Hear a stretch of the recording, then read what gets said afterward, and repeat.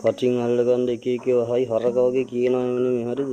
මොන ඇහුවත් දන්නේ නැහැ කියපන්. අපි දන්නේ නැහැ කියපන්. ගරු ස්වාමීනි මම කැමතියි මීළඟට විත්ති කූඩුවට කැඳවන්නට. එම් තරිදු.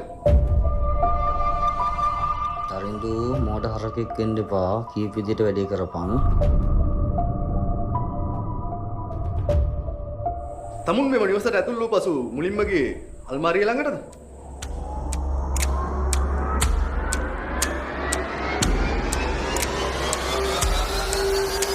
නෑ මං ගියේ නෑ. අපි දන්නේ නෑ. අපි කොහොමද දන්නේ නෑ අපි කවුරුක්වත්. නිවසේ හිමිකරුව අවදි කරලා අල්මාරිය අතුරු ඉල්ලගෙන ගියේ තමුන් නේද? නෑ මං දන්නේ නෑ. මොකද කොහෙද මෙයා කියන්නේ? මම විරුද්ධයි ස්වාමීනි. මම විරුද්ධයි. නිවසකට සොරෙන් නැතුළු වී එම නිවසේ අල්මාරිය අර ගැනීමට නොහැකිව එම නිවසේම හිමිකරුගෙන් එම අල්මාරිය යතුරු ඉල්ලා සිටින්නා වූ හොරු සිටින්නේ මොන රටේද ස්වාමීනි? මම විරුද්ධයි ස්වාමීනි. මාගේ සේවාදායකයන් තිදිනා කිසිසේත්ම මේ සොරකම සම්බන්ධ නැත ස්වාමීනි. පෞද්ගලික තරහ පදනම් කොටගෙන මෙම චෝදනාව ඉදිරිපත් කරන බව මට සඳහන් කරන්න පුළුවන් ස්වාමීනි.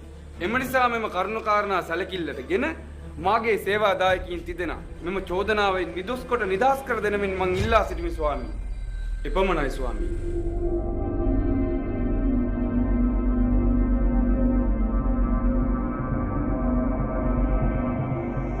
විත්තිකරුවන්ට එරෙහිව ඇති චෝදනා ඔප්පු කිරීම සඳහා ප්‍රමාණවත් සාක්ෂි නොමැති බැවින් මෙම සැක්කාර විත්තිකරුවන් තිදෙනා සියලුම චෝදනාවලින් නිදොස් කොට නිදහස් කරමි.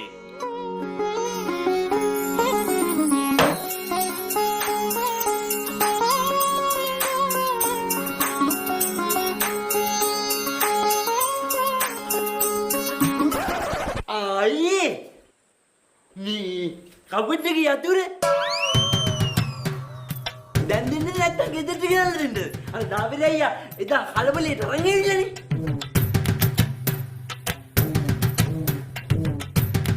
යතුරු.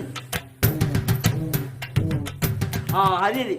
ගෙදරටම ගෙනල්ලා දෙන්න. එතන හරි නෑනේ.